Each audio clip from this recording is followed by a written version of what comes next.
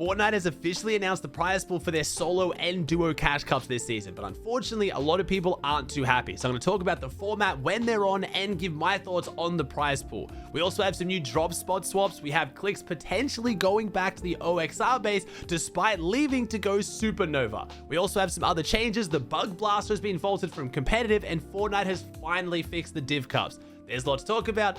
Let's jump into it.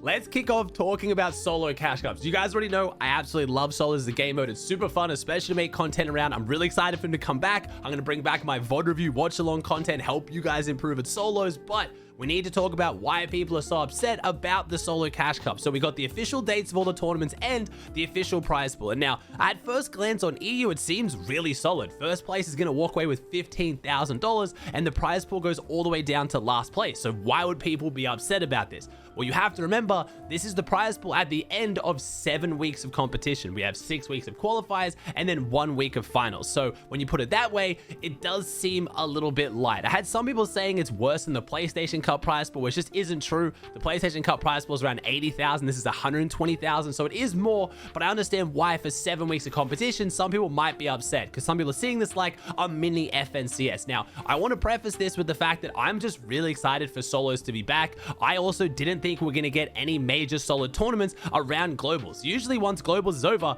we have nothing. So the fact that globals ends and then 4 days later, that's when the first tournament starts, we're having a full-on solo series. I'm extremely excited, and this one's hard for me because I don't compete. This prize pool changes for me mostly nothing. I have no chance of making this money, but honestly, most people don't either. 99.9% of the Fortnite player base is not going to make money outside the solo victory cups. If you miss solo victory cups, I get it. They were really fun. They were cool to make content around. Honestly, there's a lot of parts of me that missed them as well because the simplicity of the format was really, really fun. And I like the fact that it gave people hope they could get earnings, which I think is good for the Fortnite scene. But it has given a lot of people a very charity mindset. Now, we've seen quite a few people in the community, defending the prize pool and the tournaments, namely Resub and Destiny Jesus, which I think are really good authorities on tournaments. They understand the scene really well, and they pointed out that in any format but a victory cup, 99.9% of people aren't going to make money anyway. So why are so many people upset about making less money of the money they weren't going to make? And I still think this prize pool is going to make the finals exciting to watch.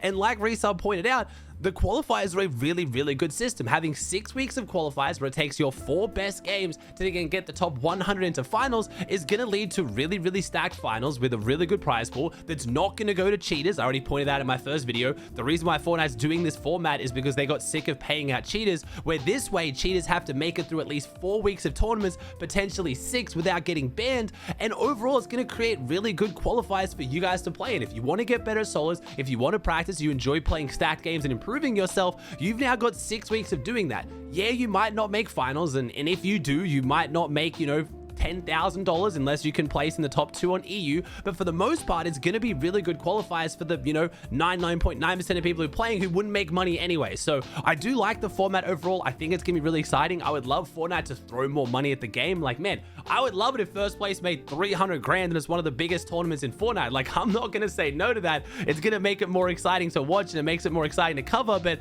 ultimately, I think a lot of people's disappointment in the format is kind of forced, or at least I'm not really sure where they're coming from. I guess they're kind of disliking it because their favorite pro is unhappy about it. And if some of the pros are upset because, like players like Muzz who make a lot of money from solo tournaments looks at this and thinks, damn, I was really hoping I could have made 50 grand for first. Look, I get it. But overall, for what I care about, what the community cares about, I think this is a good format, and I'm really excited to watch it and cover it.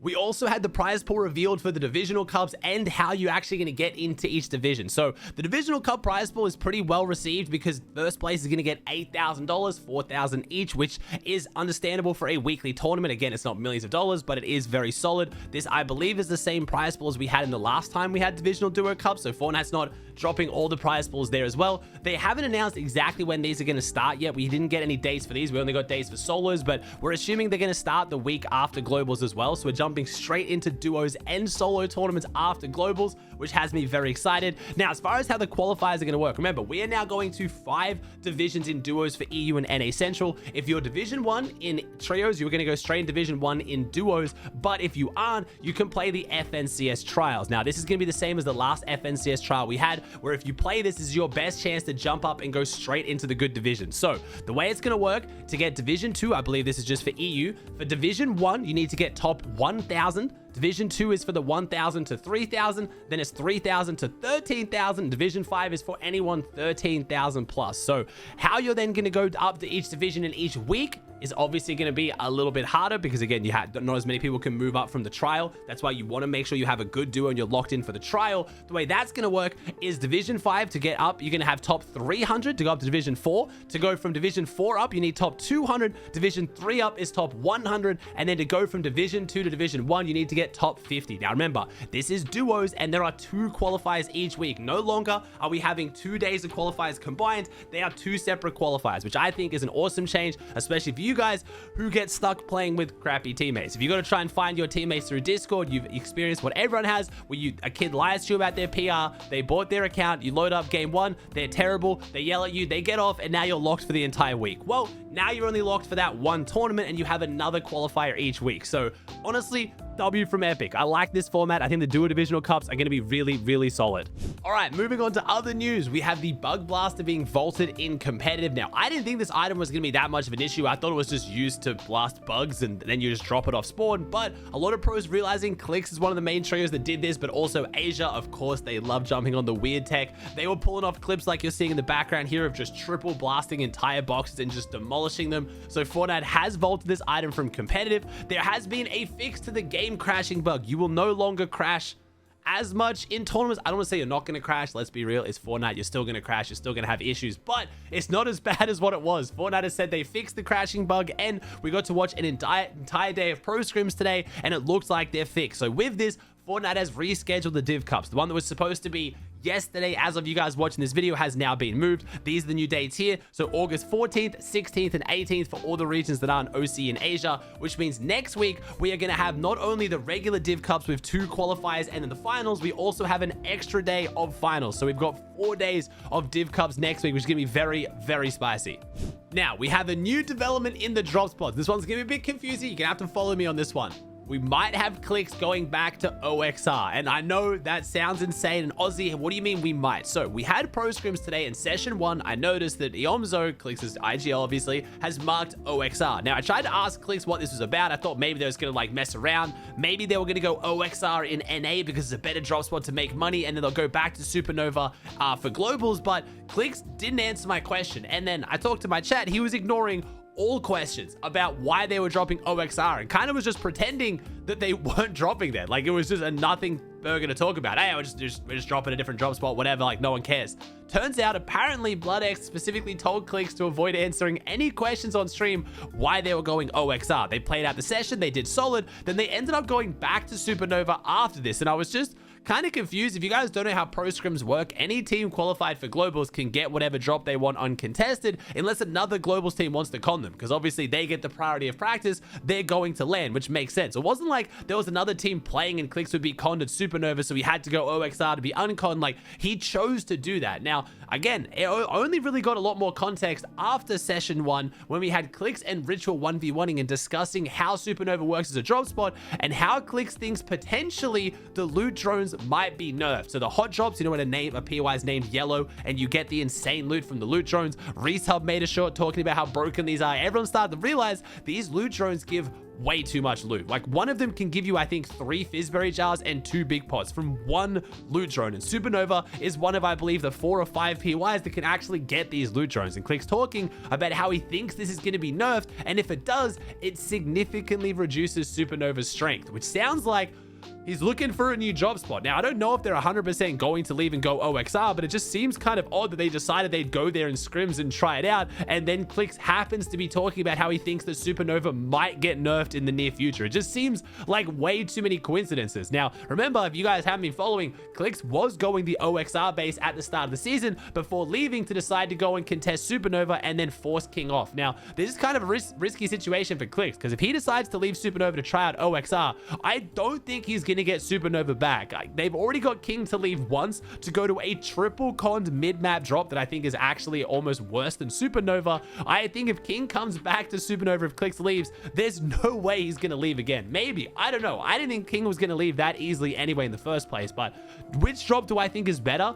OXR. OXR base is a better drop. It has more loot. It's in a better position. But is contesting Vanya, Pixie, and Marius at OXR better than having uncontested Supernova? Personally, I don't think so. But then again, I question when Clix went Supernova and whether he'd be able to alpha the drop, and he's already done that. So who knows? Maybe they can somehow get Vanya, Pixie, and Marius to leave, but it's a lot harder to make a team leave when they're on a different region. You don't get to verse them until globals. It's also worth pointing out, you can, think about as much as you want, but Frodoxy, I think, had a very big impact on Clix's off-spawning ability. He helped them a bunch, he coached them, they streamed a bunch, and if anything, he did just make Clix enjoy off-spawns and get motivated to practice them. But I do think playing alongside Fred and being in calls with him and him adjusting his off-spawn strategies helped a lot. And I don't think Frodoxy is going to do that for OXR, because Clix would be contesting Marius, one of his really good friends. So it's going to be interesting to see how that one plays out. Again, I don't want to pretend like this is confirmed. I'm not telling you Clix has switched drops, but it's looking like he's thinking about it. We also have some new developments over at Rangers Ruin. I've been talking about in recent videos how Cold, Ritual, and Peterbot look like they might be leaving Rangers Ruin, and we actually had Faxity asking Peterbot about this in a call, and Pete did explain his thought process. So firstly, he said he doesn't want to go to the Hive, the main reason being because Queasy helped them so much last season. He has a very strong relationship with Queasy, has a lot of respect for him. He knows how good he is off spawn, and he doesn't want to go up against Queasy. Now, they did say the Slide Medallion is better than their Shield Medallion, and the Mythic Revolver is actually better than the Mythic they get as well, because it's the sweeper. It's not hard to get better than that. But Peterbot mentioning that he does think the Hive is better, but he doesn't want to go up against Queasy. And then he went on to talk about how he actually wanted the Movement Medallion from the start. Peterbot's team tried to lock down what they thought was going to be the double jump medallion because Fortnite said it was going to be at Rangers Ruin, and then they swapped it to Demon Debris, saying that Poyo got lucky. They gave Poyo the best medallion, and Pete would have gone for that if he knew it was going to be there. But again, in his defense, Fortnite did mess it up. In the blog post, they said that the Move Medallion was going to be at Rangers Ruin, and Demon's Debris was going to have the Shield Medallion. Then they randomly swapped it. So that part of the story does check out, and Pete's team actually marked on the map where they were going to drop before they figured this out. So it does mean that Peterbot, even from the very start, before seeing how bad the Shield Medallion is, wanted the double jump medallion more. So I don't know whether that's going to impact Pete's decisions, but it was our first time hearing his trio's thoughts on what they're doing with their off-spawn. Now, Cold has still been on vacation at this point. Cold has not played any games with Pete and Ritual. Ritual's been mostly playing scrims with the Phil anyway, but it does kind of give some insight into whether they will be switching their drop, because it doesn't seem like they're too happy at Rangers Ruin right now.